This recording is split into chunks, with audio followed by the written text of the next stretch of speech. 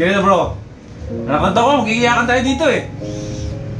Sabi ko bro, si Lord ang gagawa o gagamit ng tao para itawid yung blessing na dapat o nararapat para sa tao na nangangailangan. Ngayon bro, sa lahat-lahat ng helmets dito bro, sa loob ng shop ko, mamili ka ng kahit ano dyan sa mga helmet na yan, ibibigay sa'yo.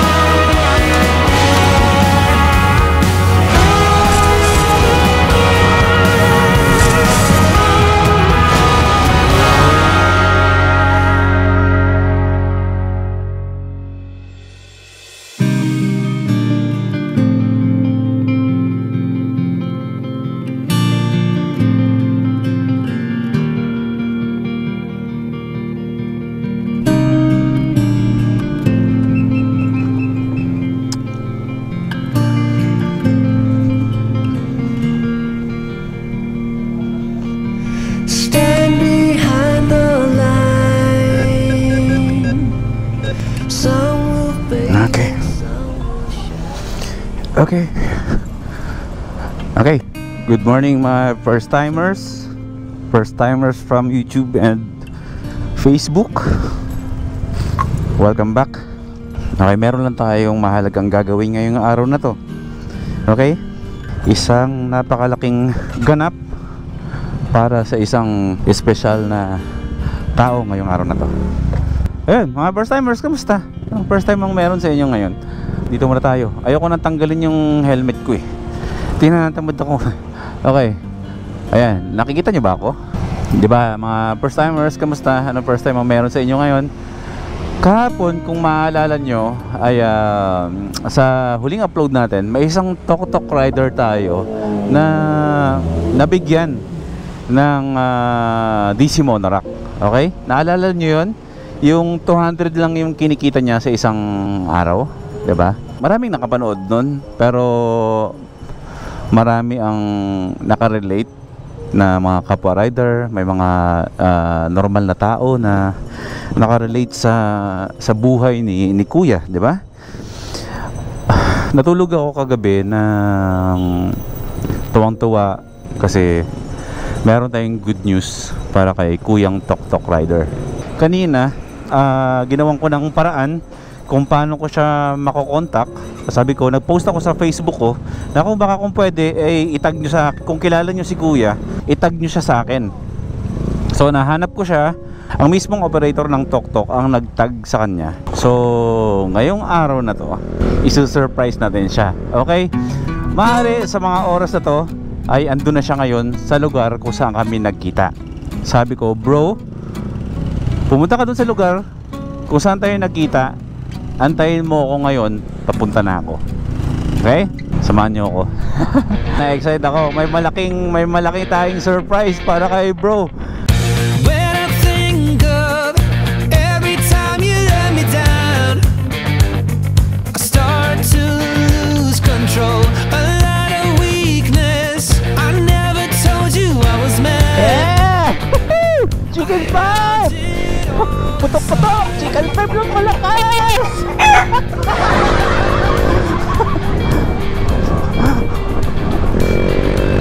Malapit na tayo sa gilid ng itong mall na to. Bagong mall to sa amin eh. Ayun, Centro Mall. Sana nandito na siya, pero if ever man na wala pa siya dito ay antayin natin. Pero ayun siya. Sabi ko na nga ba eh.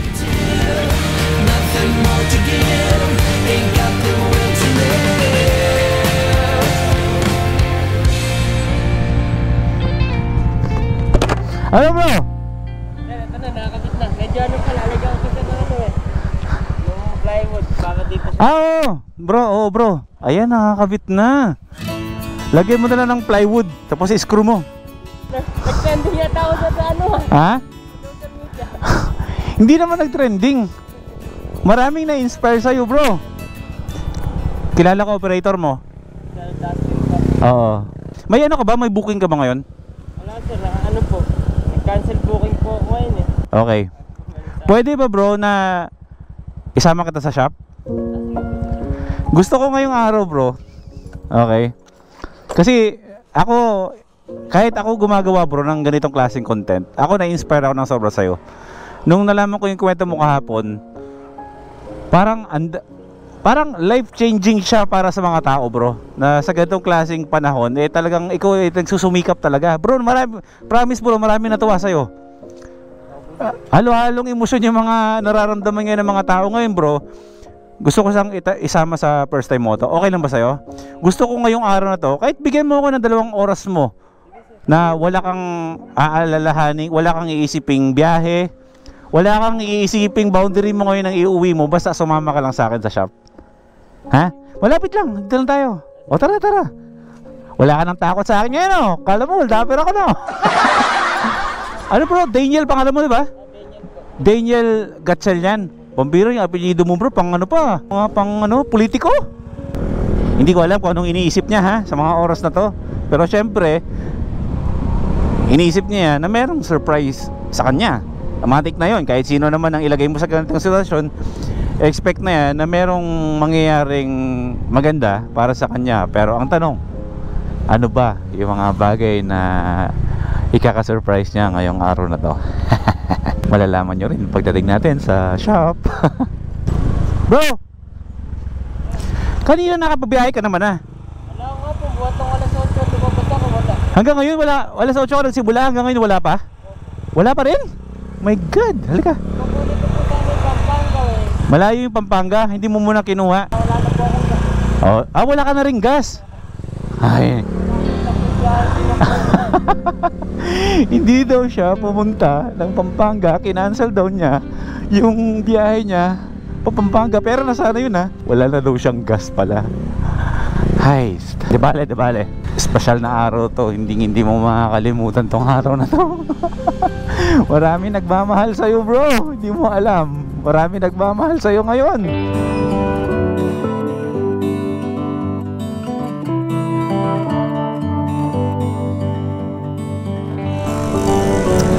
Okay, andito na tayo sa first time moto. Ayan, pakita ko sa inyo yung shop ko.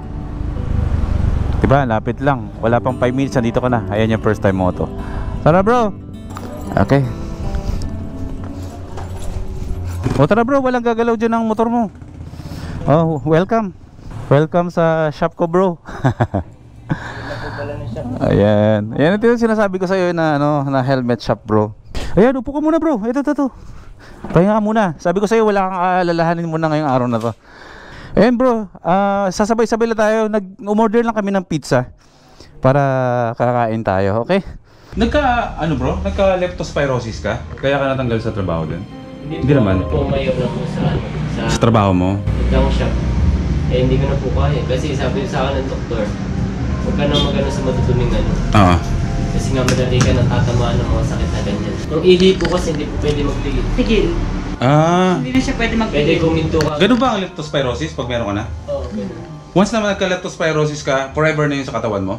O pa sa akin kasi meron pa ako ngayon, moderate na lang. Nag-50-50 ko sa hospital. Seryoso? Oo, leptos. Nanilaw na nga po ako na alam na talagang bumagsak na yung katawan ko. 2 linggo ako na-accompany sa provincial. Grabe. Okay bro, ganito. Yung kwenta mo kanina, napanood daw ng asawa niya yung video niya kagabi. Naiyak bro yung asawa mo. Naiyak. Naiyak? Kasi, bakit bro? Ayun, siyempre sa hinilap ko nang dinadanas namin yun. Alas nga po lahat sa nung gamit namin, nabenta namin sa bahay. Nung bago ako magkatrabaho nito sir, wala akong trabaho talaga. Naibenta mo yung mga gamit niyo sa bahay para may... Pangangalo lang kami sir. Seryoso ba yun bro? Seryoso yan sir, kahit pumunta kayo sa bahay namin, sa mga kapitbahay namin, lagi na lang kami tinutulungan. Pagka may ulam sila, bigay sa amin. Tapos nangungupahan pa ako sir. Tapos may motor ka pang binabayaran no? Hanggang sinugal ko sir, sinugal ko na lang. Sabi ko, kasi kaysa umasa tayo muna sa mga bigay-bigay, sugal natin yung pera natin sa motor. Kasi yung una sir, nagpupulpanta sana ako nag-load. Tapos, tunga si Tok-Tok pumasok. Kaya ako sir, sakay Tok-Tok. Ganito bro, naiyak yung yung misis mo kasi nakita niya dun sa video kung ano yung sitwasyon mo kapag nasa labas ka. Akala po niya kasi nalagi ako nasa biyahe. Akala niya, in-expect na kapag wala ka dun sa inyo, is humahataw ka ng kita sa biyahe. Ngayon, nakita ng asawa mo na ganun pala yung sitwasyon mo pag nasa labas ka ng bahay niyo. Oo sir, ganun. Na nag-aantay lang dun sa isang sulok na nagbabakasakali na baka merong... Ganun nga po sir, ganun po. Grabe no? Minsan di ko lang po sinasabi sa kanya wala akong kita. Natatakot na ano din ako. Minsan pag uwi ako, hindi nagsasabi sa akin na pag may ulo mo, wala.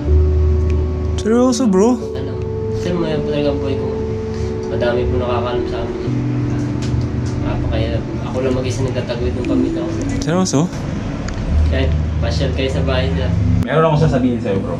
Hindi natin ginagawa itong video na to para sa purpose na mag-viral lang. Kasi sa mga pamamagitan ng ganito bro, ay ito minsan yung nagiging daan para makatawid papunta sa mga taong nangangailangan. Yung mga taong gustong tumulong. Pero isa ka dun bro. Alam mo bro, nung pagkanood nila ng video as of now sa YouTube ko lang siya in-upload. Mamaya i-upload ko siya sa Facebook. Daang-daang libo ang makakapanood. Pero sa YouTube ko pa lang siya bro in-upload. Maraming naantig sa story ng buhay mo. Okay? Nahabag. Marami ang tumulo ang luha bro, hindi lang ang asawa mo. Okay? Ayokong maramdaman mo bro na yung hirap na pinagdadaanan mo.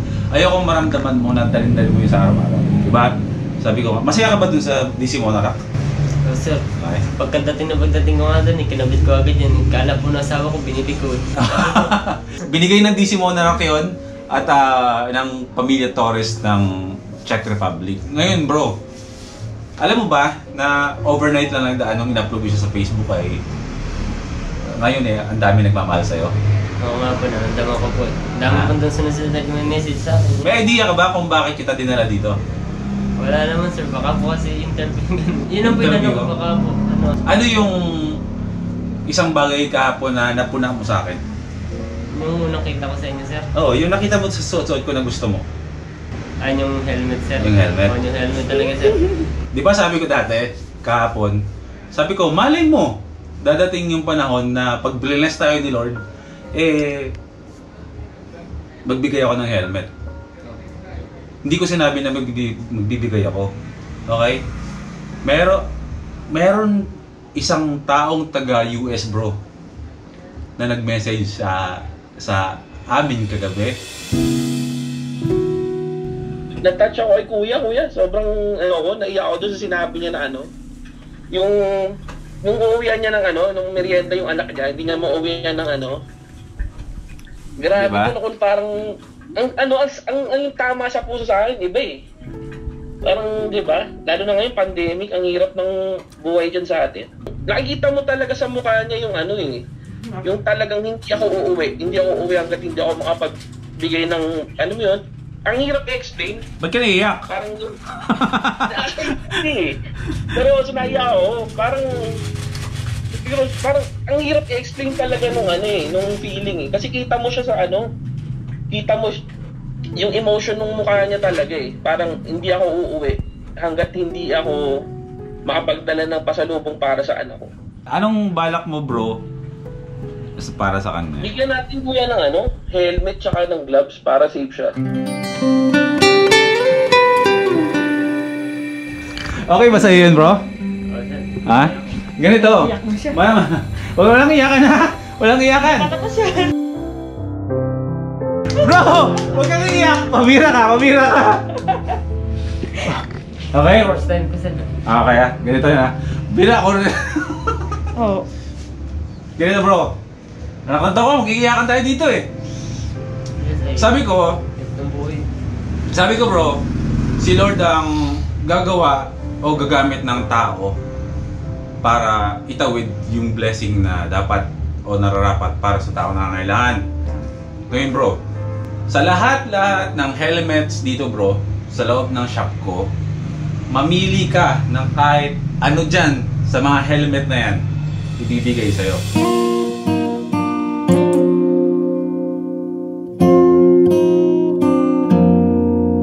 So malaya ka pumili ng gusto mong helmet. Kahit kunin mo yung pinakamahal bro, walang problema. As long as mapoprotectionan at i-give up mo na yung helmet mo na yan bro. Marami nang gigigil dito sa helmet mo na to eh. Ha? Huwag mo nang isusuot ulit ito kasi sobrang nipis ng helmet niya. Okay? Oo. Konting bagsak lang nito sa ano, mga first timer. Konting bagsak mo lang nito bro sa kalsada. Biyak to kasama ulo mo. Ngayon bro, sa mga helmets dito sa shop na to bro, kunin mo kung ano yung pinakagusto mong helmet. Okay ba yan? Ha? Ayos ba yun? Take your time na magsukat. Piliin mo yung gusto mong helmet para sa'yo. Okay?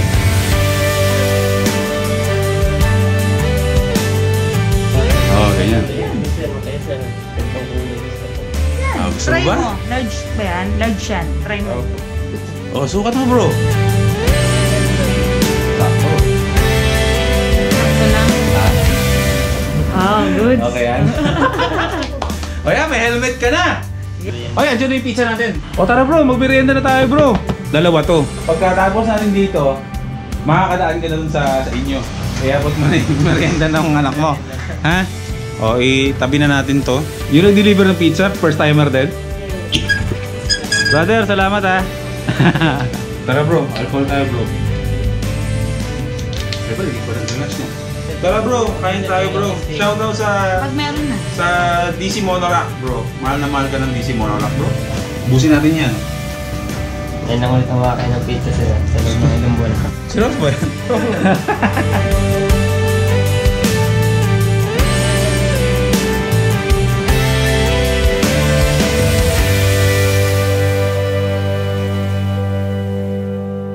Ano bro, pakiramdam na pareho na tayo ng helmet? Parang sir, Ha? hindi ko masabi. Happy? Ha?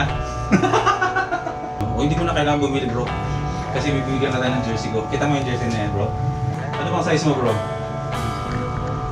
Medium ka?